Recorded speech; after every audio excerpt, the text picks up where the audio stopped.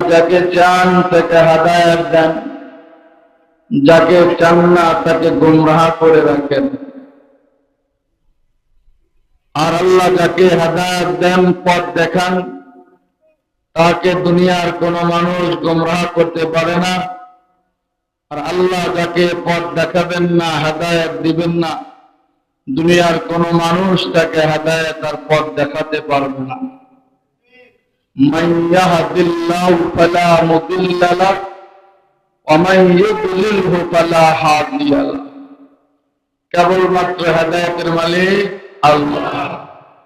আমরা মনে করি একটা মানুষ বেঈমান থেকে মুসলমান হয়েছে, এটাই বুঝি হেদায়েত পেলে না। একটা মানুষ বেঈমান থেকে মুসলমান হওয়াটা যেমন হেদায়েত, ঠিক মুসলমান বিগত সময় গুনাহ করেছে এখন করে না, এটাও হেদায়েত। বুঝতে পারছি? ধরুন একটা মানুষ বিগত সময় অন্যায় করেছে, এখন সে অন্যায় করে না, তওবা ইস্তেগফার পড়ে ভালো হয়ে গেছে, তাহলে বোঝা গেল সে বিগত দিনে ভুল পথে ছিল, এখন সঠিক পথে। তার মানে এই ব্যাপারে আল্লাহ তাকে হেদায়েত দিয়েছে, সে এখন সঠিক পথে আছে। একটা মানুষ ধরেন বিগত একটা সময় জায়গা জমিন দখল করে নিজের মনে করে ব্যবহার করছে, যখন বুঝতে পারছে যে না এগুলো ঠিক না, আমার মরতে হবে, আল্লাহর আদালতে আমার দাঁড়াইতে হবে, আমার জীবনের পুরা বৃত্তান্ত আল্লাহর সামনে পেশ করতে হবে, এই লোকটা তখন এই অন্যায়টা ছেড়ে দিছে আর তওবা করেছে, আল্লাহ আর কারো জায়গা জমি এভাবে দখলাদি করে নিজের মনে করে ব্যবহার করব না। আল্লাহ পাক বলেন এই লোকটাকে আমি আল্লাহ হেদায়েত দিয়েছি, বিগত সময় সে ভুলে ছিল, এখন সঠিক পথে, তার মানে সে এই কাজও হেদায়েত পাওয়া গেছে। একটা লোক বিগত সময় সুদের সাথে লেনদেন ছিল, তার সুদের সাথে আকাশ ছিল, তার সুদের ব্যবসা ছিল, যখন সে বুঝতে পারছে না এটা হারাম কাজ, এটা করা যাবে না, আল্লাহ নিষেধ করছেন, হালাল ব্যবসাকে হালাল করেছেন, সুদকে আল্লাহ হারাম করেছেন, যখন সে বুঝতে পারলো তখন সে সুদের কারবার ছাইড়া দিল। আল্লাহ পাকের নবী বলেন আমার আল্লাহ এই উম্মতকে হেদায়েত দিয়েছে। বিগত সময় ভুল করছে, এখন সে ভুল করে না, তার মানে কি এই পথ থেকে সে হেদায়েত পাইছে। এভাবে হেদায়েতের বহু ব্যাখ্যা আছে। আর হেদায়েতের জন্য বড় বক্তার দরকার হয় না। আমি মাঠে ময়দানে এই কথাটা প্রায় সময় বলি, হেদায়েতের জন্য বড় বক্তার দরকার হয় না, বড় মজমার দরকার হয় না, বড় মাঠের দরকার হয় না, সমাগম বেশি হবে তার দরকার হয় না, ভাইরাল বক্তা ফেমাস বক্তার মাধ্যমে হেদায়েত হবে ভুল, এটাও দরকার হয় না। আল্লাহ যদি কাউকে হেদায়েত দিতে চান তো আপনার সে আপনার ব্যক্তির কথাও হেদায়েত দিতে পারেন, ঠিক কিনা? দাওয়াত তাবলীগের ভাইরা কি বড় বড় আলেম? দাওয়াত তাবলীগের ভাইরা বড় বড় আলেম না? দাওয়াত তাবলীগের ভাইরা বড় বড় মুফতি মুহাদ্দিস না? এক চিল্লা দুই চিল্লা দিয়া ওনারা দেখা যায় আল্লাহ রাস্তায় এসে মেহরাবের সামনে দাঁড়ায়া ঘন্টার পর ঘন্টা কথা বলে, এক ব্যক্তির কথা আল্লাহ হাজারো 10 ব্যক্তির দিল ঘুরাইয়া দিনের পথে চলা সহজ করে দিতে, এমন প্রমাণ আছে না নাই? এটার নাম হেদায়েত। খালি বড় বক্তা হইলে হেদায়েত হয়? আমরা তো মনে করি বুঝি হেদায়েত বুঝি বক্তার আছে। আল্লাহ পাক বলে আমি নবীর হাতেও হেদায়েত দেইনি। নবীজির চাচা, নবীজির চাচা আবু কথা বল না কেন, জানেন না আপনার দিয়া, তাহলে আমার কোন সন্তোষ নাম রাখতেছেন আবু লাহাব, আবু তালেব, আবু তালেব একদম রাসূলের ঘনিষ্ঠ কাছের সাহাবা। ইন্তেকালের আগ মুহূর্তে নবীজি তার সামনে বসে আসা মরে যাবে, ইমানটা নিয়ে আপনার ভালো হইত, আল্লাহ আপনাকে সুখ শান্তিতে রাখবে, এই ধর্মের উপরে মরবেন না, এরকম বুঝে গেছে। কিতাবের মধ্যে লেখা আল্লাহ পাকের নবী তার হাত দিয়ে এভাবে বুঝাইতেছে। রাসূলুল্লাহ সাল্লাল্লাহু আলাইহি ওয়াসাল্লামের চাপার শরীর ঠান্ডা হয়ে গেছে, তাই রাসূল মাসাজ করতেছে। করতে করতে পা মোবারক, আল্লাহ রাসূলের পা মোবারক হাঁটুর দিকে যাচ্ছে। আল্লাহ বলে, জিবরাইল আর দেরি করিও না, আমার নবীজিকে থামায়া দাও।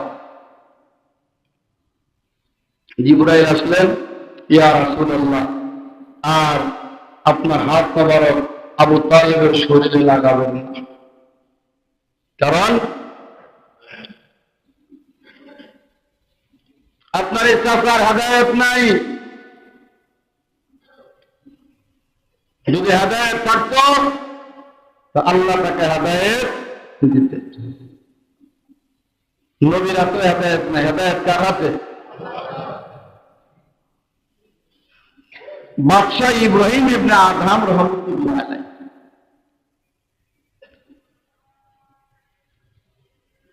রাজ্যের সকল কাজ কাম সম্পূর্ণ করে শাহী মহলের শাহী বিছানার জাজিমের মধ্যে গিয়া শুনছে। বলছেন বাদশাহ আফগানিস্তানের বল, হঠাৎ করে দেখতেছে ওনার ছাদের উপরে কে যেন খটখট করে শব্দ করতেছে। সুবহানাল্লাহ। মুসলিম শরীফের মধ্যে লিখতেছেন, শানি দাস্তান কে ইব্রাহিম আদম শবে বরতখত বাশর মুতাফরম বহুশে রসিদ আওয়াজ পায়ে शुदा बरतख्त आया शुताहाल मलिक मुर्शिद कजाए किस बरबान के बरायर शरीरे तख्त हंगा। बादशाह इब्राहिम इब्ने आदम नजर করে দেখতেছে ওনার শাহী মহলের ছাদের উপরে কে যেন কটকট শব্দ দিচ্ছে।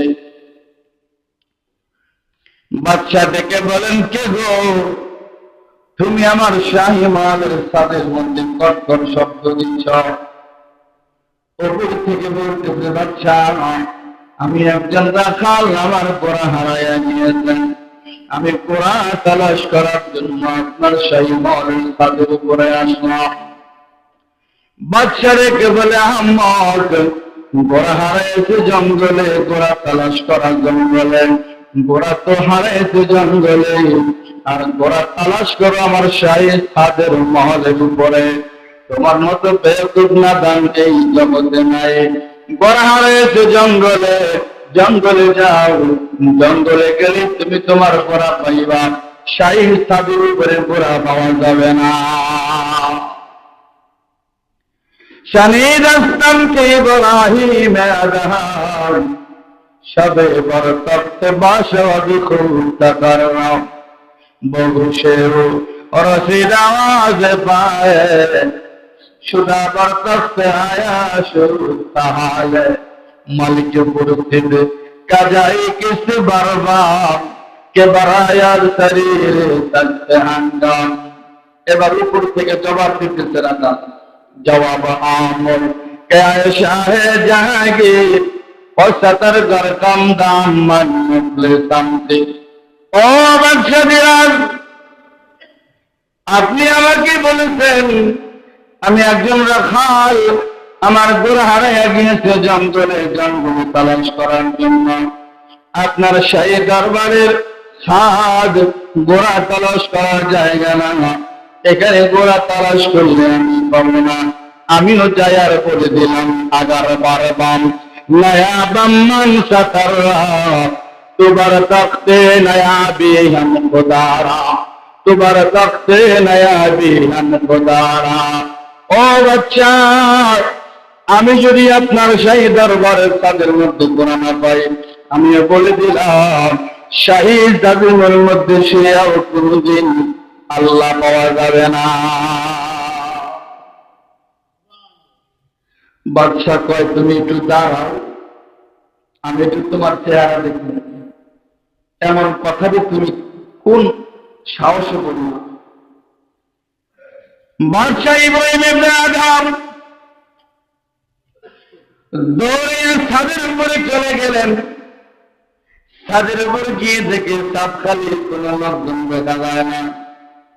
বাচ্চা দেখে বলে হায় হায়, কি ব্যাপার, রাখাল কি ওয়াজ করে গেল, কি কথা শোনা গেল, কি ওয়াজ করে গেল, সারা রাত্র আর ঘুম হবে না।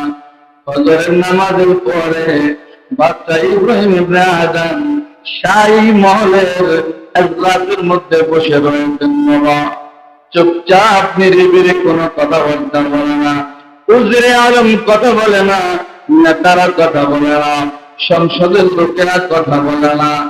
প্রধান উজরে আলম দেখে বলেন বাচ্চা মনে কিছু নিবেন না, আপনার কি স্বাস্থ্য খারাপ না মন খারাপ? বাচ্চা দেখে বলেন উজরে আলম আমার ডিস্টার্ব দিও না, আমার ভিতরে চিন্তায় ধরতে রাখাল কি ওয়াজ কইরা গেল। জোরে কান সুবহানাল্লাহ। আমার ডিস্টার্ব দিও না। চুপচাপ বসে আছেন। হঠাৎ করে একজন মুসাফির, পেট খালি সবাই খালি, দেখতে তেমন একটা ভালো দেখা যায় না, মাথার মধ্যে চুল চুল গেল, গাছটা একটা কান্দে একটা গাছটি নিয়ে সুন্দর করিয়া বাবা শাহী মহলের মধ্যে প্রবেশ করলেন। বাচ্চা গরম হয়ে গেছে।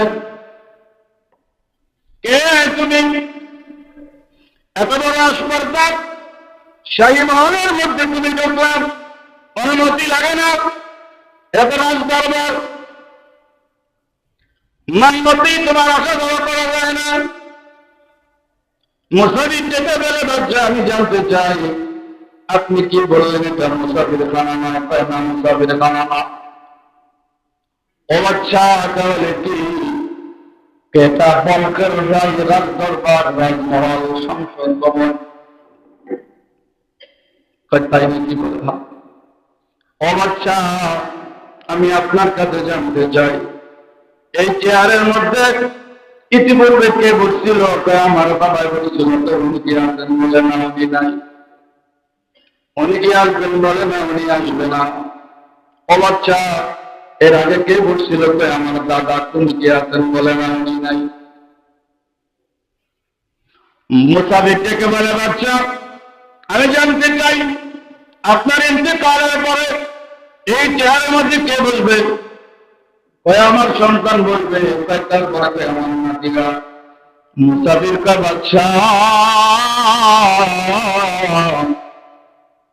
যে চেয়ারের মধ্যে মানুষ চিরকাল চিরস্থায়ী বসতে পারে না, ওটা সংসদ ভবন না, ওটা রাজ দরবারের কোন চেয়ার না, ওটার নামই হলো মুসাফির খানা। মুসাফির বায়ার পর यहाँ सब मुसाफिर है, कोई कब्र ठिकाना, कोई आगे रवाना है, कोई पीछे रवाना। मुसाफिर हर कुजा मानत, पतन आदमी दारद, जो बुलबुल बर कपश बाशत, चमन आदमी दारद। मुसाफिर ব্যবসা আমি গেলাম, এটা মুসাফির খানা, কেউ আগে যাবে কেউ পরে যাবে, আসল বাড়ি তার কবর। কথা বলেন ঠিক কিনা?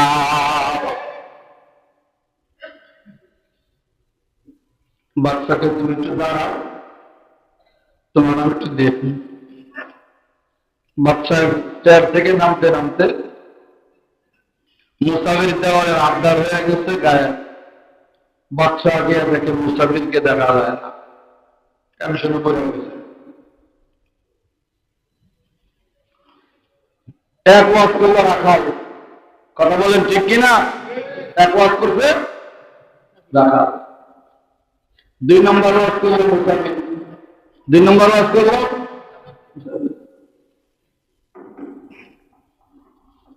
মন খারাপ, কথাবার্তা বলে না, চুপচাপ।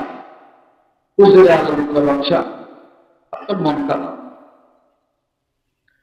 একটু ভ্রমণ করলে মনে হয় আপনি আপনার মনটা ভালো করতে পারবেন। একটু লং টাইম সফরে যান, ট্যুর দেন, ভ্রমণ করেন, মন ভালো হবে। দেখেন না আমাদের ইয়াং জেনারেশন যারা আছে, তো মন খারাপ হলে কুয়াকাটা যায়, কথা বলেন ঠিক কিনা? কক্সবাজার যায়, সমুদ্র সৈকতের পাড়ে গিয়া নদীর ঢেউ দেখিয়া তাদের মনের ঢেউ থামায়া দেয়, আলোক সজ্জা দেখে, ভ্রমণের বিলাসিতা আনন্দ দেখে তাদের মন ভালো করে। কুয়াকাটা সমুদ্র পার যায়, বিভিন্ন জায়গায় যায়। কি হবে? এটা ভ্রমণ করলে মন ভালো হয়, মন ফ্রেশ হয়। আমি ওই ভাগ দিয়া গত শনিবারে ঘুরে আইছি কুয়াকাটা। যাওয়ার তো ভাও হয় না, বছরে একবার দুইবার যান। গত শুক্রবার গেলাম না আপনাদেরকে রাখা, বরিশাল মাহফিল শেষ কিনা, শনিবার দেখলাম কুয়াকাটা আলিপুর। গেলে দেখবেন কুয়াকাটার আগের স্টেশনে আলিপুর বাজার, বিশাল বাজার, বাজারের উপরে মাহফিল, বয়ান ইউটিউবে আসছে দেখবেন। জোহরের নামাজ পড়া, খাওয়া দাওয়া করে একটু ঘুমাই, আসতে নামাজের পরে খাদিম দিলে চাই বাচ্চা হুজুরের দায়িত্ব দিলা নাই গেলে দিয়ে আমার খেদমত করবো বলে সবান পরে কেউ আমরা একটু ঘুরে গিয়ে যাই, গিয়ে দেখি যে কিছু না, খালি কতগুলি চেয়ার বসে রাখছে, আর লেডিস আর কন্টিসটা ঘুরতে আসছে। লেডিস আর কন্টিস বলে হ্যাঁ ঘুরতে আসছে, মানে এর মধ্যে গিয়ে আমার গরমের কি সাপ করছে। আমার লোক আবার দুই চারজন থাকে, মোটামুটি ভালো, আমার লোক আর কোনো সাথী মাতি নেই। লেডিস জুতের মধ্যে দাঁড়িয়ে টুপি ওরা খাওয়ান আছে, মাগরিবের আজান নামাজ লোকে না যাওয়া যাবে না, মাহফিলকে হয়েছে কতক্ষণ পর পর খাওয়ান দেয়, এটি তো কি ঘোরাঘুরি দেখলাম সমুদ্র সৈকতের পার। মানুষ ঘুরতে যান, বাচ্চা রেখে বাচ্চা চলে, ঘোরা নিষেধ না, ঘোরা ভালো। আল্লাহ বলছেন করছি ওটি লাগানো, তোমরা জমিনে ভ্রমণ করো আর আমার কুদরত দেখতে থাকো, এতে তোমাদের ইবরত হাসিল হবে, আমার জাতের উপর তোমাদের ঈমান মজবুত হবে। করতে যান, নিষেধ করি না। যাইবেন কক্সবাজার, দলবল মাইনা যান, বন্ধু বান্ধব লইয়া যান, ঘুরে আসেন, পাহাড় দেখবেন আর বলবেন আল্লাহ তোমার পাহাড় কত শক্তি, তুমি না জানি কত শক্ত, কত মজবুত, তোমার শক্তি না জানি কত। এভাবে বলবেন আর বলবেন সুবহানাল্লাহ। আচ্ছা যাই হোক, বাচ্চা বলে বাচ্চা একটু ভ্রমণ করলে আপনার মন ভালো হবে, চলেন ঘুরে আসেন। হুজুরে আলম দেখা বলেন বাচ্চা চলেন ঘুরতে যাই। বাচ্চা এবার সুন্দর করে বাবা ঘোড়ার উপর সওয়ার হয়ে ডেকে বলেন বাবা রে ঘুরতে যাবো, কিন্তু শিকার না করলে তো ভালো হয় না। আপনি তো হরিণ শিকার করা পছন্দ করেন বলে, তাহলে আপনি 3 জন নেন, হরিণী পাইলে শিকার করে নেবেন। আমার মেয়েরা, আমার বাবাজিরা, বাদশাহ ইব্রাহিম সামনের দিকে আগাইতে লাগলেন। যেতে যেতে যেতে যেতে যখন ভিতরে চলে গেলেন, গিয়া দেখেন একটা হরিণী সামনে পড়লো। হুজুরে আলম দেখে বলেন বাদশাহ আর দেরি করা যাবে না, তীর ধনুক ধীরে করিয়া হরিণের পৃষ্ঠের মধ্যে মারুন, মরিয়া যাবে, ধরিয়া নিয়ে আসবেন। বাদশাহ সুন্দর কইরা হরিণ দেখার পরে তীর ধনুক টেনে পথ প্রদর্শনে নিয়ে আসছেন, নিশানা ঠিক করিয়া ছাইরা দিবে, গায়ে লাগবে, মরিয়া যাবে, ধরিয়া নিয়ে আসবে, আল্লাহর নামে জবা দিয়ে আফুজা হইয়া যাবে। আমার মায়েরা, আমার বাবাজিরা, যখন দেখলেন হরিণী বাদশাহ তীর ধনুক টেনে পথ পজিশনের মধ্যে নিয়ে আসছে, ছাইরা দিলেই গায়ে লাগবে, অমনি হরিণী দৌড় শুরু করলো। হরিণীও দৌড়ায়, বাদশাহ দৌড়ায়, হরিণীও দৌড়ায়, বাদশাহ দৌড়ায়। বাদশাহ থেমে যায়, হরিণীও থেমে যায়। আবার হরিণী দৌড় দেয়, বাদশাহ দৌড় শুরু করে। তীর কিন্তু ধরিয়া রাখছে, নিশানা ঠিক পাইলে মাইরা দিবে। দৌড়াদৌড়ির মধ্যে তো নিশানাও ঠিক করতে পারে না, বাদশাহ তীর ছাড়তে পারে না। কিছু দূর যাওয়ার পরে কে যেন গাইবে আওয়াজ দিয়া বলে, বাদশা রে, এখনো সময় আছে, ঠিক হয়ে যা। ও আমার ভাইয়েরা, ও আমার বাবাজিরা, বাদশা দাঁড়াইয়া গেল। বাদশা দাঁড়াইয়া চিন্তা করে গাইবে আওয়াজ দিয়া কে যেন বলল, এখনো সময় আছে, ঠিক হয়ে যাও। হরিণী দাঁড়াইয়া গেলেন। হরিণী দাঁড়াইয়া গার ঘুরে কয়, ও মালিক মাওলা, আপনি অনুমতি দিলে বাদশারে দুইটা কথা শোনাই দাও। আল্লাহ চাইলে পারে কি পারে না? হরিণীর জবান খুলতে পারে কি পারে না? দেখো দরবার জন্দা ভাইলা তেবলাদার মাঝে গুলিয়া উঠুনা বলে যে আল্লাহ পাক ঈসা আলাইহিস সালামকে মায়ের কোলে বসায়া যে জালেমদের জবাব শোনায়া দিয়েছে, কোন সুবহানাল্লাহ। হরিণীকে আল্লাহ জবানটা খুলে দেন, বাচ্চারে দুইটা ওয়াজ শুনি। আল্লাহ পাক হরিণীর জবান খুলে দিলেন, কোন সুবহানাল্লাহ।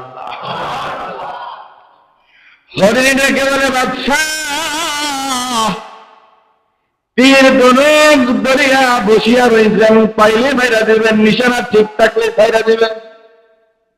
ও বাদশা, আপনি কি জানেন আপনার জন্মের পর থেকে শুরু করে অর্ধ সময় পর্যন্ত আল্লাহ রাব্বুল আলামিন আজরাইলের হাতে আপনার নামের মৃত্যু তীর দিয়া রাখছে। আজরাইল পর পুরুষ নিয়া ধরিয়া বসিয়া আছে, ওয়ার্ডার হইতে দেরি হবে। আজরাইল তার মৃত্যুর তীর আপনার গায়ে লাগাইতে দেরি করবে না। فإذا جاء أجلهم لا يستأخرون ساعة ولا يستقدمون। বাদশা যখন হরিণীর জবান থেকে এই কথা শুনছে, সাথে সাথে বাদশার তীর ধনুক হাত থেকে পড়ে গেছে। বাড়ির মধ্যে শাহী মহলের মধ্যে আয়েশা বলতেছে, এ হুজুরে আলম, এই নাও তোমাদের স্বর্ণের আংটি, তোমাদেরকে দিয়া দিলাম। এই নাও রাজকীয় পোশাক ছেড়া দিলাম। এই নাও রাজকীয় মুকুট দেখে দিলাম। হুজুরে আলম কয়, আপনি কি পাগল হয়েছে? শাহী দরবারে সব ছেড়ে দিয়ে পড়ে যেতে আছে। কয়েছিরা একটা কম্বল দাও, একটা কম্বল লাগাই দাও, একটা থালা দাও। থালার সব পরিয়া ছেড়ে একটা কম্বল গায়ে দিয়া শাহী দরবারে সব ছেড়া দিয়া দেখে আর তার আকাল বাস ফিরে গেছে। সেই দাবিমের মধ্যে শুধু আল্লাহ পাওয়া যাবে না, আল্লাহ পাইতে হলে জঙ্গলে যাওয়া লাগবে। আমি আমার মাওলারে পাওয়ার জন্য জঙ্গলে বের হয়ে গেলাম। 12 বছর পরে বলকের শাহী পুষ্কুনির পারে আসলেন বাদশা।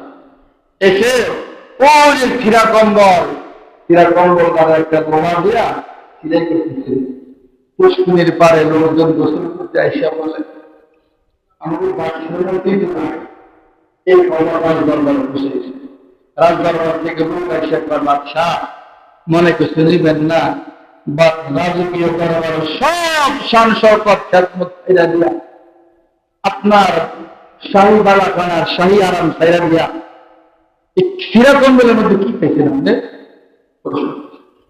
বাচ্চাটা তুমি কি দেখতে চাও কি পেয়েছি?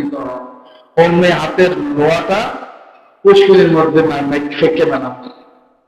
মেয়েরা কয়, ও মাছেরা, আমার লোহার সুইটা উঠাইয়া দাও। সুবহানাল্লাহ করবেন না? এখনো মুখটা বন্ধ রাখবেন, জোরে কোন সুবহান। ও মাছেরা, আমার মাছ সুইটা উঠাইয়া দাও। সমস্ত মাছেরা স্বর্ণের সেই মুখে নিয়ে বাদশার সাহেব পুষ্করির পারে হাজির। বাদশাকে, ও মাছেরা, স্বর্ণের কপালে লাথি মারলাম, স্বর্ণের তালাক দিয়ে আল্লাহকে পাওয়ার জন্য বের হয়ে গেলাম। ওই স্বর্ণ আমাকে দেখায় না, আমি স্বর্ণের পাগল না। যে সইটা হারাইছি, পালাইয়া দিছি, ওই সইটা উঠাইয়া দাও। তাজকিরাতুল আউলিয়ার মধ্যে এমনকি মুস্তাফি শরীফের মধ্যে আছে একটা মাছ লোহার সুইটা মুখে নিয়ে আল্লাহ আল্লাহ বলতে পারে হাজির তারা মাহিয়ে আল্লাহ সুজনে দরবার বেহা মাহিয়ে ও বাদশা দেখে বলে ও হুজুরে আলম তুমি না কইছিলা সাহেব দরবারে খাইরা দিয়া কি পাইছি দেখো মাছ আমার কথা শুনে লোহার সুইটা আমাকে দিতে লোহার সুইটা হাতের মধ্যে নিয়ে কয় রবর কার দাবে গোপ্তায় কায়াম রবর কার দাবে গোপ্তায় কায়ামে মুলকে হাকবে ইয়াচুনি মুলকে হাকিম ও হুজুরে আলম আমি কোন দরবার ছাইরা কোন রাজত্ব কামাই করেছি কোন সুবহানাল্লাহ আসুন ভাইয়ারা আমার এই কথার দ্বারা আমি বুঝাতে চেয়েছিলাম হেদায়েতের জন্য বড় বক্তার দরকার হয় না, হেদায়েতের জন্য বড় মজমার দরকার হয় না, লোক বেশি হবে, বক্তা ভাইরাল হবে, এরপরে হেদায়েত হবে না। এগুলো সব ভিত্তিহীন কথা। চেষ্টা করতে হবে, হেদায়েতের মালিক আল্লাহ, অল্প ছোট মজমা আল্লাহ হেদায়েত দিতে পারে কি পারে না। বাদশা ইব্রাহিম আদমকে 3 ওয়াজে, রাখালের ওয়াজ, মুসাফিরের ওয়াজ, হরিণীর ওয়াজ, 3 ওয়াজে সারা জগতের আউলিয়াদের মধ্যে এক গ্রেটের আউলিয়া আল্লাহ বানাইয়া দিয়েছেন। এজন্য আসুন, জুমার দিন অল্প কথা হয়, অল্প কথা, অল্প আমল, ইমানটা ভালো। রাসূলুল্লাহ বলেন দিন কিয়ামতের দিন আল্লাহ তোমাকে জান্নাত দিয়ে দেবে। আখলিস দীনাকা ইয়াকফিকাল আমালুল কলিল। আসল ভাইয়া আল্লাহর ঘরে বসা আছি, এই আল্লাহর ঘরে টাইলসের জন্য আমরা অনেকের নাম লাগাইছিলাম। আলহামদুলিল্লাহ এক এক করে সবাই দিয়েছেন, যারা